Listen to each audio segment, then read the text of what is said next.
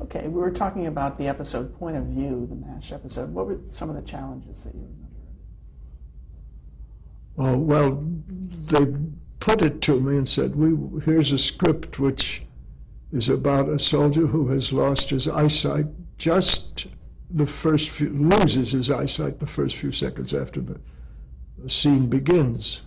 And we'd like you to do it.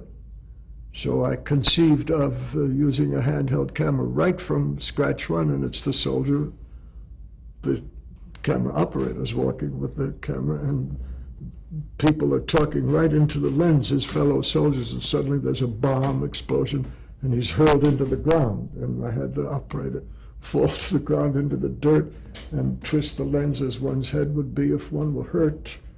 And then they came and picked him up and took him onto a stretcher and carried him to the chopper and put him on the chopper.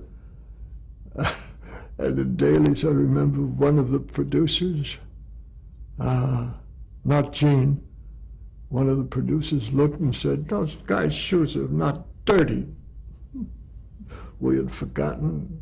And who's flying in the airplane anyhow? It was a real chopper. It was going to fly and look through the lens. We had attached the lens to the head of the stretcher, to the head of the dummy. It was a dummy. We didn't want to put a human being on that side of that little chopper.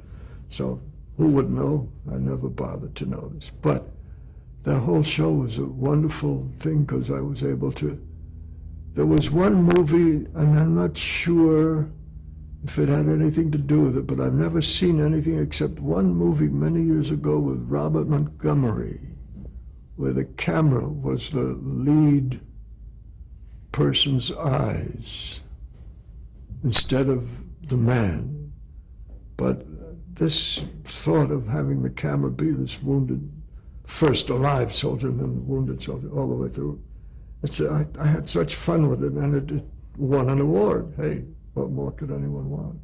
Was it difficult for the actors to look directly into the lens and talk? At first it was, because, it's like you never do it. You're not supposed to do it. It's against the law to look into the lens.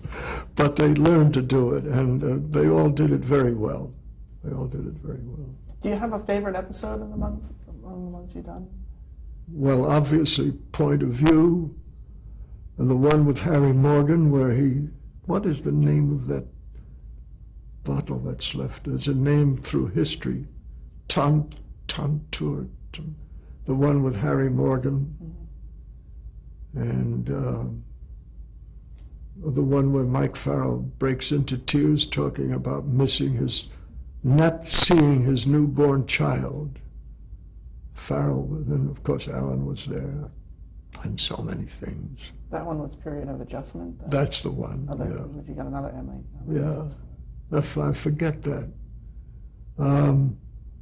But so many of MASH episodes were wonderful. Gosh. Could you talk a little bit about Burt Metcalf? He was there pretty much the entire run. Oh, sure. He, very nice human being and very talented human being, and very able to communicate as a producer in terms of what's wanted.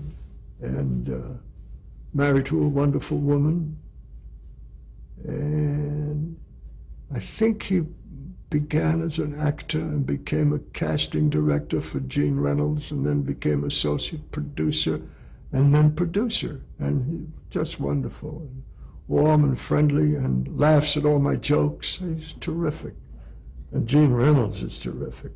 Yeah. After Gene Reynolds left, did Burt Metcalf take that place? Yeah, right. How would you compare the two of them? Gene had a more point, in a way, expressed himself in a more pointed fashion, not more clearly necessarily, but Gene has a different personality, and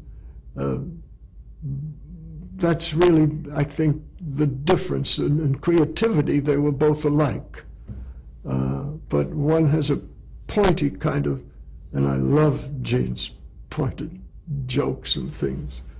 I love his laugh and everything. And Burt too, but that's about the only way I can talk about the difference. Mm-hmm. And where was the series shot? Where were the interiors done and where were the exteriors? Stage 9 Fox, down on the Fox studio, Stage 9. And then in, what's the name of that? Oh, it's now a state park, something Canyon, Malibu Canyon State Park. It used to be the Fox Malibu Canyon place where they had done other things. And there was the MASH set. And by odd coincidence, it burned down. So I wasn't involved with that last fragment of that last episode, but they had a scene there in the burned down remnants of the MASH compound. What they did was very interesting from conception. They created the look outside with the landing pad and the little hill where the helicopter came and so on. And they created the exteriors of all of the hospital bunks and so on. And one or two of them had a couple of bunks inside, but really that was it. Everything else was on stage, all the interiors with the matching exterior doors, but nothing like the scope of what that whole spread really was. But it was a very cleverly done situation, and it was fun to work with. And the morning breakfast off that truck was sensational. Did you have to get there early in the morning in terms of the light for the exteriors? Oh yeah, we had to take advantage of as much sunlight as possible. And it was in a valley, as it were, kind of, with big hills around. So the sun disappeared long before the so-called sunset. So we had to hustle, especially in off-summer months. Summer months are much easier, as you know. We had to hustle. I'll never forget some other show out in the valley somewhere, climbing with an actor and a cameraman and an assistant cameraman to the top of a hill, then to the top of another hill to keep getting the sunlight. Do you remember any network interference during MASH or any problems with standards and practices? They always had standards and practices, always had a say in the scripts, and sometimes they didn't win, and sometimes they did win, and there was a slight change. But what's his name? The production stage manager, the man overall in charge of stage and budget and so on, he lost every time because Alan Alda was one of the producers, and he'd come on when I was directing or some other, and he would say something about you've got to go faster and you can't shoot this and you've got to quit by then. And Alan Alda would say, we'll quit when we're finished. And that was the end of that, fortunately. Could you talk a little bit about the use of the laugh track? What did you think of it, and do you think it was, here you're trying to do some dramatic moments? I think it was used very well. I'm not in favor of laugh tracks. I think things are, except for even good comedies, you get a live audience is much better. But what they do is they mix the live audience laughs with laugh tracks. And I'm of the theater. I don't like laugh tracks. Well, why do you think the show MASH was so popular?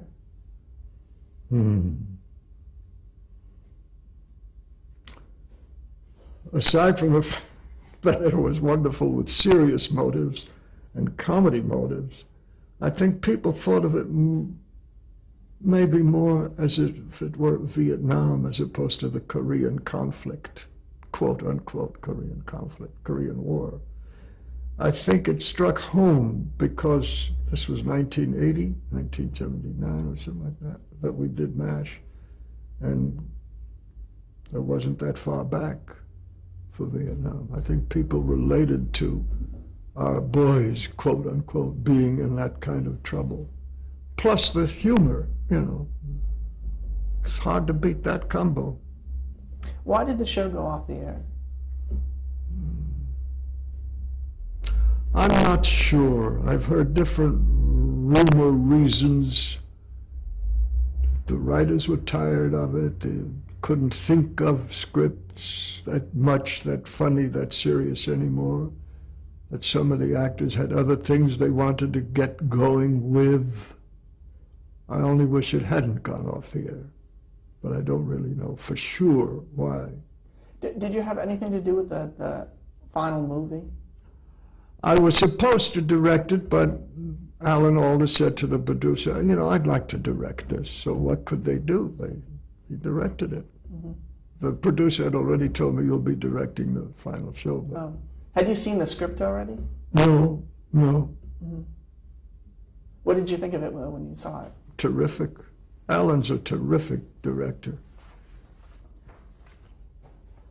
Did you have anything to do with AfterMASH, the series? Yeah, they brought me on that. Unfortunately, it wasn't a very good series. Mm-hmm. And they couldn't get the cast, you know. There was one person maybe. But and Harry was on it. But it was after MASH. Mm. What do you think is the legacy of MASH?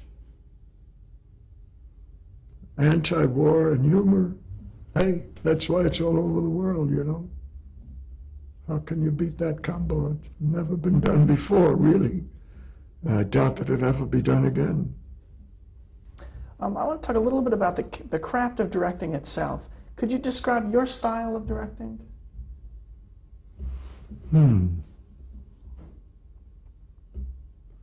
Well, I tried to do what the writers had in mind, is, I think, the best way to put it. What did the writers want the audience to know? And how do I do that with the picture, the sound effects, the props, the costumes? I think the director should have all of everything that's seen on that screen should be from the director/writer's point of view. That's, I think, the best way I can put it. And what has your interaction been with the actors in general? It's very interesting, that kind of thing. If an actor, and one can tell almost immediately if an actor knows what the script wants him to do, the director doesn't have to say a word. You can tell in the first moment of reading a line or whatever. But if there's something that the actor is doing, be it in the reading or even in the first staging for filming, if the director sees that the actor isn't doing what the director thinks the writer had in mind, then you have to talk to the actor and let him know. And sometimes there's an argument, meaning a good discussion, and hopefully the discussion ends up with what the script had in mind. And sometimes, if the actor is a big star, they do what they want. And scripts change, and they get 6 different writers, 1, 2, 3, 4, like that. Did you ever allow improvisation from the actors, or did you encourage it? Oh yeah, I've always encouraged improvisation. That's one of the things I learned as an actor with the student, with Sandy Meisner at the Neighborhood Playhouse School of the Theater, was you find out what the writer had in mind a little better if you get to the core of what the scene is about and improvise on that and then put the words to it. Are there any moments in all the things that you've done where you remember where some improvisation worked very well? Not offhand. I know I've done it with certain casts at certain times, but I don't remember anything specifically. Mm-hmm. How do you know where to put the camera and how to frame a shot? Again, it comes back to what the writer had in mind, what's important, what do the director, want the audience to see and hear, of course. And that determines, all things being equal, meaning budget, time.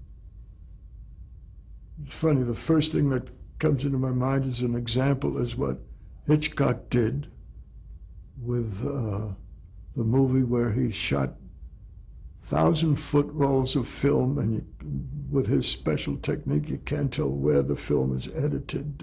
Rope, is it?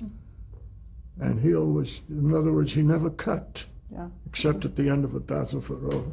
And the camera's moving with the actors, and you're unaware. And that's, I think, the big thing, how to not make the audience, or not to let the audience be aware that there's a camera at work.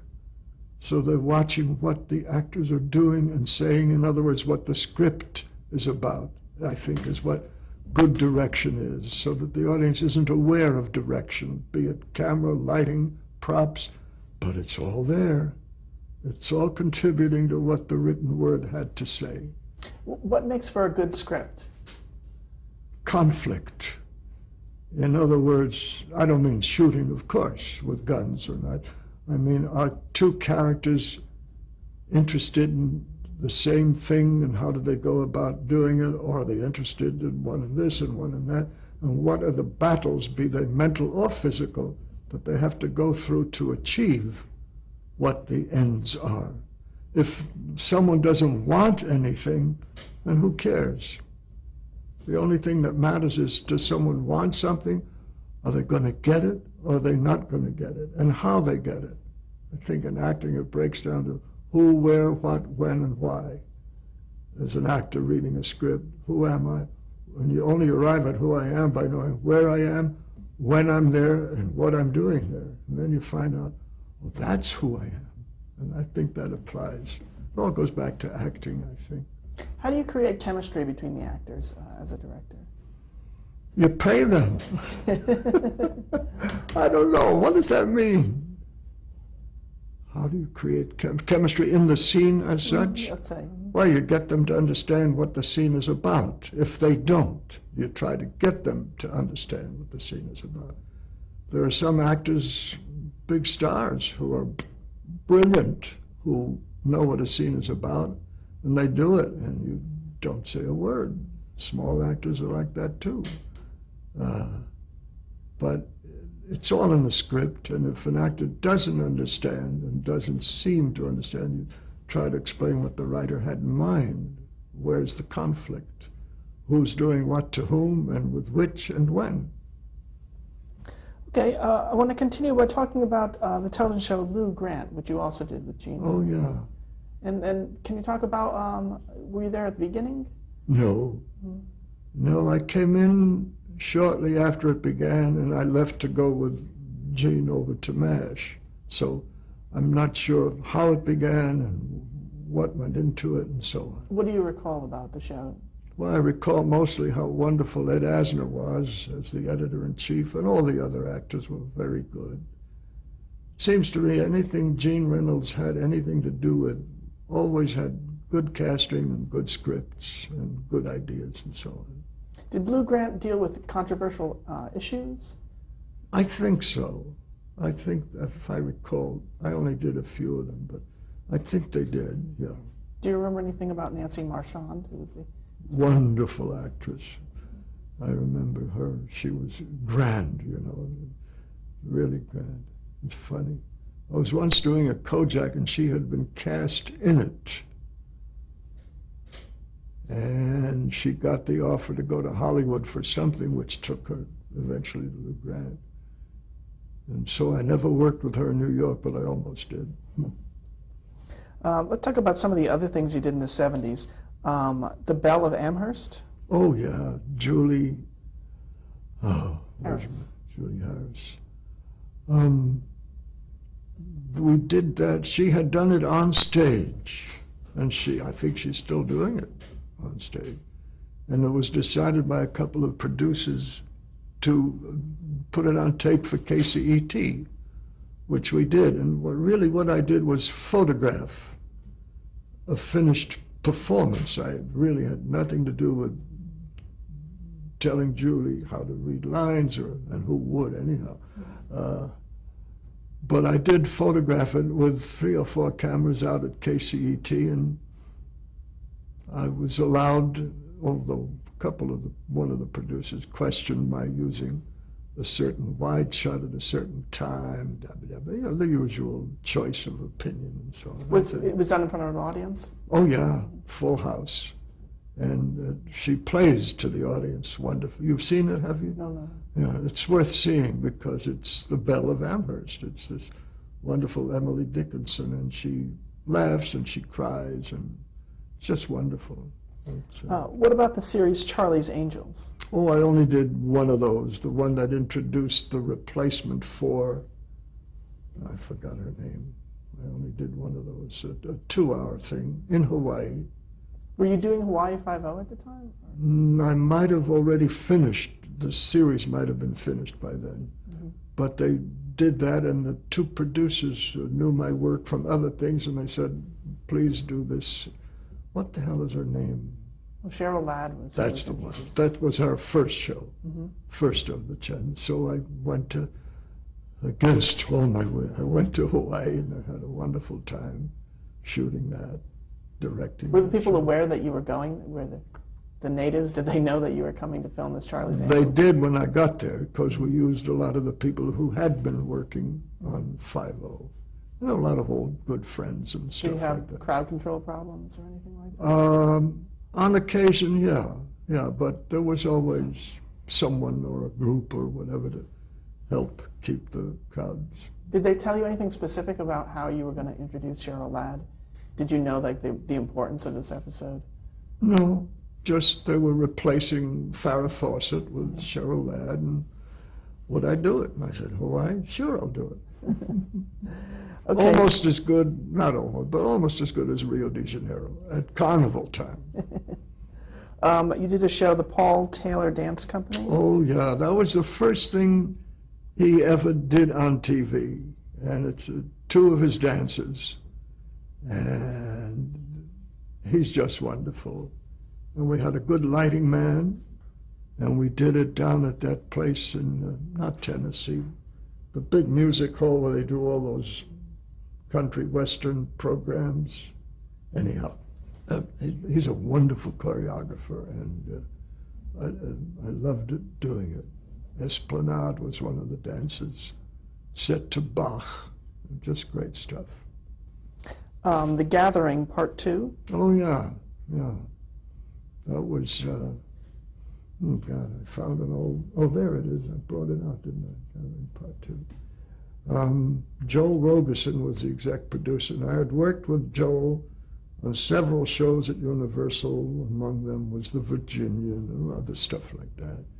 And he asked me to do The Gathering Part 2, and it was fun. It was a nice show with nice people, a lot of good actors. Trapper John, M.D. Oh, yeah, another series about a doctor. And one of the men who had been on MASH went over and was the senior doctor or something, I forgot. Mm-hmm. And Super Train? Oh, dear. That was a grand failure that someone, I forgot his name, did the pilot, was the exec producer, and the line producer asked me to do an episode, and it had to do with this huge train, like the width of this room was the width of one of the cars, and it was a double-decker thing, and it was just an enormous fiasco, financially, artistically, and stuff like that. Was the set also as big as, you know? They recreated 3 of the cars. In one of the cars, believe it or not, was a swimming pool, somewhere on Fox, I think, or MGM. And they actually went out into the valley somewhere and created tracks for model trains that looked like what the interior looked like on stage. Enormously expensive and foolish scripts, and so it was a very sad fiasco. You also worked on Roots, The Next Generations. Oh, yeah. Can you talk about getting that work? I was in Europe enjoying a vacation, and the producers called me and said, my agent called me and said, where was I then? Paris? holiday, and said the man who just started directing the Roots, the second generation, parts 3 and 4, or whatever part, 2-hour episodes, they don't like his work, and they've looked at some of your work. Would you please rush back so that you can do? And I said, oh God, I don't want to break. I'm going to go to Milan. He said, Charlie, this is Roots, second generation, blah, blah, blah. I said, oh, okay. So I came back, and it was a terrible rush job. I came back, I was jet lagging on a Saturday, and on a Sunday they walked me through the sets, and I began to shoot on Monday, and I went page by page. But it worked. I know there was a lot of attention to period detail on that. Oh yeah, very much. There was Stan Margulies was the line producer, and David Wolper was the exec producer. And David left it up to Stan. And Stan was meticulous. I'd worked with him on, or was that the first time I worked with Stan Margulies? I don't remember, but he was wonderful. He was just great. And great attention, good scene designing, good everything. They really brought good actors on. Harry Morgan was in one of those, and George Stanford Brown, and lots of good people. But it was hot. They used the Disney Ranch for the sets. It was hot, August, July, but it was good. Did you work with the writers on any of those? Not really. It was all already done. See, they were in full production. Did you ever meet Alex Haley? Or have anything I to do think with I met him once. Just a very nice man. Very nice man. And also you worked with Henry Fonda on one of the episodes. Could you talk a little about work? Well, Henry Fonda is one of those great people out of the theater into film, obviously. But he began in New York in the theater. By odd coincidence, he was in some show, and Harry Morgan was in that show. And when Henry Fonda was called out to do that first great one about the lynching, he took Harry Morgan with him, and they were still friends as long as Henry was still alive. And Fonda was, you know, like one of the greats of all time in many ways other than his acting, in addition to his acting. For example, we're shooting in this hot place, and comes lunch break. Fonda would sit in this Southern Confederates uniform, not even open the collar, would sit in the shade in his chair under an umbrella, and everyone else would scamper and take off their wardrobe, and it would take forever to get them back because they had to get redressed. And Fonda would sit in that chair day after day under the umbrella in his uniform whenever he had to be there. Calm, and I don't know how cool he was, but he was wonderful and knew his stuff and was ready to go at every moment. Really a pro, one of the best, compared to all the other people who were not as meticulously, what's the word, proficient? I don't know. All right, we're going to stop the tape here.